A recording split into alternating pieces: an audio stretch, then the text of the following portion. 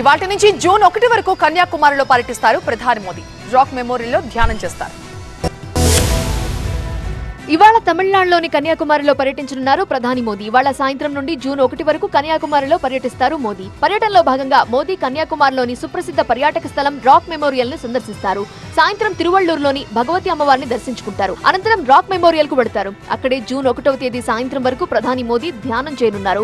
మోదీ పర్యటన నేపథ్యంలో high security ఏర్పాటు చేశారు. చుట్టుపక్కల ప్రాంతాలను కేంద్ర బలగాలు ఆధీనంలోకి తీసుకున్నాయి. ముమ్మర తనిఖీలు చేపట్టాయి. రాక్ మెమోరియల్ లో గతంలో స్వామి వివేకానంద ధ్యానం చేశారు. ఇప్పుడు అదే ప్రాంతంలో ప్రధాని మోదీ కూడా ధ్యానం చేయనున్నారు. లోక్సభ ఎన్నికల్లో భాగంగా చివరి విడత ఎన్నికలు జూన్ 1న జరగనున్నాయి.